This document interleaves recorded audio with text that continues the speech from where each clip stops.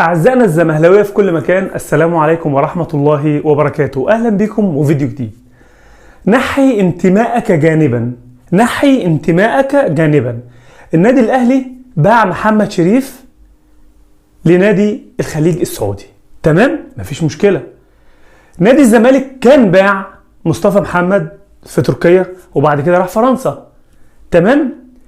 سؤال بقى، روي فيكتوريا مدرب المنتخب القومي لو جاي يختار المنتخب القومي هيختار مين؟ مهاجم، هيختار مصطفى محمد ومحمد شريف، تمام؟ تمام، خليك معايا بس اصبر كده.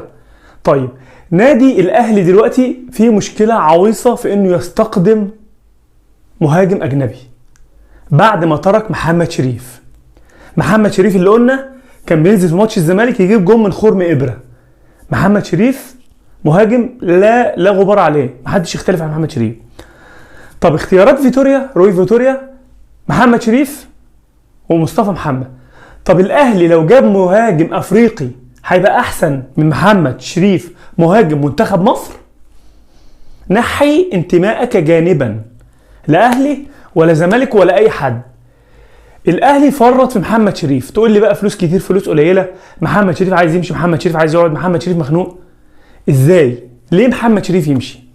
دلوقتي الاهلي فيه مشكله عويصه في المهاجم، يقول لك شويه موليكا، شويه سوزا، شويه لاندري، مش عارفين الاهلي واصل لحد فين. فالاهلي في مأزق، واتقال ان امير توفيق احتمال يمشي بسبب الموضوع ده.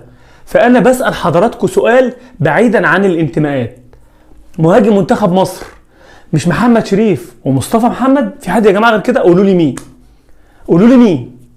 شادي حسين ما بيلعبش؟ لا طبعا. كهربا الجناح؟ لا طبعا. مين؟ صلاح محسن ما بيلعبش. مين قولوا لي مهاجم منتخب مصر لو المنتخب بيتجمع دلوقتي؟ قولوا لي مين. هما الاثنين دول، مصطفى محمد ومحمد شريف. طب ليه النادي الاهلي بيفرط في محمد شريف؟ محمد شريف كان يقعد يلعب على اي حد، يلعب جنب كهربا، يلعب يبقى بديل لكهربا، ده يلعب شوط وده يلعب شوط، ده يلعب 60 دقيقه وده 30 والعكس. لكن ليه النادي الاهلي فرط في محمد شريف؟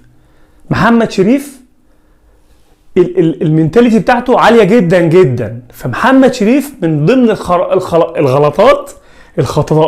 الاخطاء الكبيره اللي وقع فيها النادي الاهلي انه ماشي محمد شريف. فاللي موافقني في الراي يقول لي في الكومنتات هل انا صح ولا غلط. يعني محمد شريف مهاجم منتخب مصر اقل من اي مهاجم جاي، اقل من اي مهاجم افريقي جاي. ليه؟ هو كان هيبقى في حاله واحده لو سوزا البرازيلي اللي جاي، لان سوزا ما فيش كلام ان هو لاعب جامد، لكن محمد شريف كان يلعب على اي حد. فانت قول لي رايك في الكومنتات، ايه رايك في الموضوع ده؟